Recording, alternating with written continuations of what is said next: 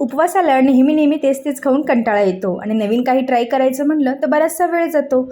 आणि म्हणूनच विचार आला की अगदी कमी वेळेमध्ये अगदी वेगळं काहीतरी ट्राय करायचं तर काय करावं. आणि यासाठीच आजची ही रेसिपी मी घेऊन आलेली आहे. कमी वेळेत आणि कमी साहित्यामध्ये तयार होणारे आणि सोबतच अजिबात तेलकट न होणारे उपवासाचे बटाटे वडे आणि त्यासोबत अगदी मस्त अशी खमंग चटणी. चला तर मग पटकन रेसिपीला सुरुवात करूयात. तर या ठिकाणी उपवासाचे बटाटे वडे तयार करण्यासाठी मी काही बटाटे उकडून घेतलेले आहेत आणि त्याची सालं काढून घेतलेली आहेत. तर नेहमीप्रमाणे जसे आपण बटाटे उकडून घेतो, म्हणजे वडे बनवण्यासाठी ज्या पद्धतीने आपण बटाटे उकडून त्याचे साल काढतो त्याच पद्धतीने हे बटाटे मी उकडून घेतलेले आहेत. आता याचे साल काढून झाल्यानंतर हे छानपैकी थंड झालेत आणि थंड झाल्यानंतर या ठिकाणी मी दाखवत आहे अशा पद्धतीने आपण ह्यांना हाताने स्मॅश करून घेणार आहोत. तर बऱ्याच वेळा असं होतं की आपण ज्यावेळेस बटाटा वडा तयार करतो त्यावेळेस तो पूर्णपणे स्मॅश केला जातो. तर तसं न करता थोडासा बटाटा वडा ओबडधोबड असा आपल्याला ठेवायचा आहे, म्हणजे थोडासा जाडसर असा ठेवायचा आहे. अगदीच बारीक असा आपल्याला तो करायचा नाही. तर बघू शकता अशा पद्धतीने मी या ठिकाणी बटाट्याचे तुकडे करून घेतलेले आहेत, म्हणजे स्मॅश करून घेतलेला आहे. तर अगदीच बारीक असा केलेला नाही किंवा जास्त जाडसर देखील ठेवलेला नाही. आता यामध्ये आपण हिरव्या मिरचीचा ठेचा घालणार आहोत. तर खलबत्त्यामध्ये मी 5 ते 6 मिरच्या वाटून घेतलेल्या आहेत. तर आपल्या आवडीनुसार तुम्ही यामध्ये तिखटाचं प्रमाण कमी जास्त करू शकता. तर हे मिरची ठेचून घेत असताना तुम्हाला जर उपवासाला जिरे चालत असतील तर तुम्ही यामध्ये जिरे घातले तरी देखील चालतील. त्यानंतर यामध्ये घालूयात ओबडधोबड कुटून घेतलेलं शेंगदाण्याचं कूट. तर शेंगदाणे छानपैकी भाजून थोडेसे जाडसर असे मी वाटून घेतलेले आहेत आणि 3 चमचे शेंगदाण्याचं कूट यामध्ये मी घातलेलं आहे. त्यानंतर या ठिकाणी तुम्हाला चवीपुरतं उपवासाचं मीठ घालायचं आहे. तुम्ही नेहमी उपवासाला जर साधं मीठ वापरत असाल तर ते मीठ घातलं तरी देखील चालेल, किंवा या ठिकाणी तुम्ही उपवासाचं मीठ घातलं तरी देखील चालणार आहे. आता छानपैकी आपण हे मिक्स करून घेणार आहोत. अगदी एकजीव होईपर्यंत आपण याला मिक्स करणार आहोत.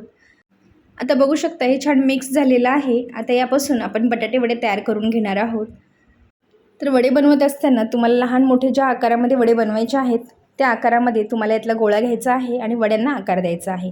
मी मीडियम आकाराचे वडे बनवत आहे, त्यासाठी मी मीडियम आकाराचा यातनं एक गोळा घेतला, हातावर थोडासा गोल करून घेतला आणि नंतर थोडंसं हाताच्या मदतीने चपटा करून त्याला छानपैकी वड्याचा आकार दिलेला आहे.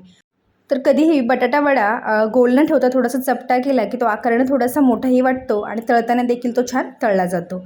त्यामुळे बटाटा वडा थोडासा असा गोल करून त्यानंतर थोडा चपटा केला की तो अगदी परफेक्ट असा तयार होतो. तर दाखवल्याप्रमाणे अशाच पद्धतीने सर्व वडे आपण तयार करून घेणार आहोत. तर बघू शकता अगदी मस्त असे आपले वडे तयार होत आहेत. आता बऱ्याच जणांना प्रश्न पडला असणार की आता वडे तयार झाले पण आपण हे कशामध्ये डिप करायचे.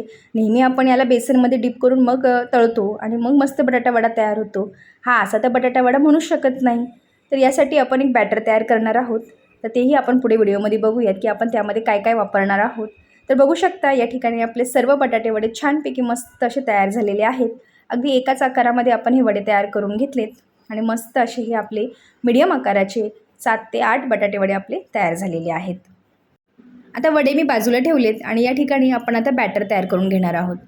आता या बॅटरसाठी या ठिकाणी मी घेतलेलं आहे 1 वाटी भगरीचं पीठ, म्हणजेच वरईचं पीठ. ते हे मी घरी तयार केलेलं आहे, म्हणजे मिक्सरच्या भांड्यामध्ये वरईला छानपैकी असं बारीक करून नंतर चाळणीने चाळून घेतलेलं आहे. तुम्ही रेडीमेड मार्केटमधनं हे पीठ विकत देखील आणू शकता. त्यानंतर 1 वाटी घेतलेलं आहे राजगिऱ्याचं पीठ. आता हे दोन्ही पीठं आपण समप्रमाणात घेतलेली आहेत. 1 वाटी भगरीच्या पिठासोबत आपण 1 वाटी राजगिऱ्याचं पीठ घेतलेलं आहे आणि त्यानंतर हे दोन्ही छान मिक्स करून घेतलं. आता यामध्ये घालणार आहोत चवीपुरतं उपवासाचं किंवा साधं मीठ. जे तुम्ही नेहमी वापरता ते मीठ या ठिकाणी घ्यायचं आहे. मी थोडंसं यामध्ये मीठ घालून घेते. त्यानंतर यामध्ये घालणार आहोत अगदी थोडंसं लाल तिखट आणि यामध्ये आता आपण थोडंसं पाणी घालून आपण नेहमी जसं बटाटे वड्यांसाठी घोळ तयार करतो किंवा बॅटर तयार करतो त्याच पद्धतीचं बॅटर आपल्याला हे तयार करून घ्यायचं आहे. तर 2 वाटी म्हणजे 1 वाटी भगरीचं पीठ आणि 1 वाटी राजगिऱ्याचं पीठ यासाठी मला 2.5 वाटी पाणी या ठिकाणी लागलेलं आहे. तर आपण थोडं करून या ठिकाणी पाणी घालत छानपैकी याचं मस्त असं एक बॅटर तयार करून घेऊयात. तर बघू शकता आपलं बॅटर तयार झालेलं आहे. तर पाणी घालत असताना मात्र थोडं करून पाणी घालायचं आहे, याची काळजी घ्या. आणि जर जुनी भगर असेल तर भगरीमुळे थोडंसं पीठ जास्त शोषलं जातं, त्यामुळे पाण्याचं प्रमाण थोडंसं जास्त देखील लागू शकतं. तर या ठिकाणी मी तुम्हाला दाखवते अशा पद्धतीचं पीठ हे आपल्याला आपल्या वड्यांसाठी तयार करून घ्यायचं आहे. तुम्ही बघू शकता आपण नेहमी रेग्युलर ज्यावेळेस वडे तयार करतो त्यावेळेस ज्या पद्धतीचं आपण बेसनचं बॅटर तयार करतो त्याच पद्धतीचं बॅटर आपल्याला या ठिकाणी करून घ्यायचं आहे. आता हे बॅटर तयार करत असताना दुसरीकडे मी गॅसवरती कढईत तेल देखील गरम करून घेतलेलं आहे आणि तेल छान गरम झालं की आपण हे वडे तळून घेऊयात. तर या ठिकाणी मी दाखवलेलं आहे मस्त असं बॅटरमध्ये मी एक वडा घालून घेतला, दोन्ही साईडने छान डीप करून घेतला आणि आता चमच्याच्या मदतीनेच आपण हा वडा अलगद असा आपण तेलामध्ये सोडणार आहोत. तर या ठिकाणी तेल छान कडकडीत असं गरम झालं की त्यामध्ये मी वडा सोडलेला आहे आणि गॅसची फ्लेम देखील मी हाय ठेवलेली आहे. तर या ठिकाणी काळजी घ्यायची ती म्हणजे एकदाच भरपूर अशी गर्दी करायची नाही. सुरुवातीला आपले कढईमध्ये 2 ते 3च वडे घालून ते छानपैकी तळून घ्यायचे. म्हणजे 2-3 वडे घातले की ते तळून झाल्यानंतरच पुन्हा 2-3 वडे घालूनच आपल्याला ते तळून घ्यायचे आहेत. एकदाच संपूर्ण वडे आपण एकदाच घालणार नाहीत. तर या ठिकाणी 3 वडे मी तेलामध्ये घातलेले आहेत. जोपर्यंत ते स्वतःहून वरती येत नाहीत तोपर्यंत आपण त्याला झाऱ्या किंवा चमचा लावणार नाहीत. तर बघू शकता वडे आपले छान वरती आलेले आहेत. तर दोन्ही बाजूंनी अगदी मस्त असे गोल्डन होईपर्यंत आपण यांना तळून घेऊयात आणि त्यानंतर आपण यांना काढून घेणार आहोत. तर आपले वडे दोन्ही बाजूंनी मस्त असे कुरकुरीत झालेले आहेत, तुम्ही बघू शकता आणि रंग देखील खूप छान आलेला आहे. आता हे वडे आपण काढून घेणार आहोत. तर बघू शकता या ठिकाणी अजिबात आपला वडा तेलकट झालेला नाही. अगदी आपण नेहमी जसे वडे तयार करतो त्याच पद्धतीचा हा वडा तयार झालेला आहे. तर एक एक करून सर्व वडे आपण काढून घेऊयात आणि पुन्हा उरलेले वडे देखील अशाच पद्धतीने आपण तळून घेणार आहोत. तर पहिली बॅच आपली तयार झालेली आहे. लगेचच आपण उरलेले सर्व वडे देखील तशाच पद्धतीने तेलामध्ये घालून छानपैकी तळून घेणार आहोत. अगदी कुरकुरीत होईपर्यंत आपण हे वडे तळून घेणार आहोत आणि मला हे वडे तळण्यासाठी फक्त 2 ते 3 मिनिटांचाच वेळ लागलेला आहे. आणि या ठिकाणी दुसरी बॅच देखील आपली छानपैकी तयार झालेली आहे, तुम्ही बघू शकता. मस्त असे कुरकुरीत खमंग आपले वडे तयार झालेले आहेत. आता या वड्याबरोबरची चटणी कशी तयार करायची चला तर मग बघूयात.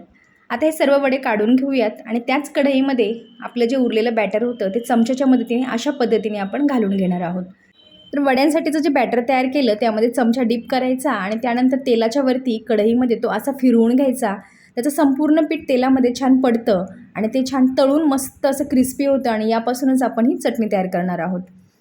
आता हे करत असताना आणखी एक महत्त्वाची काळजी घ्यायची ती म्हणजेच आता हे क्रिस्पी व्हावं, चटणी अगदी खमंग व्हावी यासाठी गॅसची फ्लेम आपल्याला हाय ठेवायची आहे. अजिबात गॅस आपल्याला कमी ठेवायचा नाही. गॅसची फ्लेम हाय ठेवून अगदी कुरकुरीत होईपर्यंत हा चुरा आपल्याला तळून घ्यायचा आहे. तो बघू शकता मस्त असा क्रिस्पी झालेला आहे आणि हा चुरा मी काढून घेतला आणि आता गॅस मी बंद केलेला आहे. आता संपूर्ण चुरा आपण एका मिक्सरच्या भांड्यामध्ये घालून थंड करून घेणार आहोत. तर बघू शकता आपले बटाटे वडे या ठिकाणी तयार झालेले आहेत. अगदी मस्त असे कुरकुरीत झालेले आहेत. आता तुम्ही म्हणत असाल की वडे तर तयार झाले आणि बाजूला चटणीची वाटीही दिसते, पण चटणी नाही.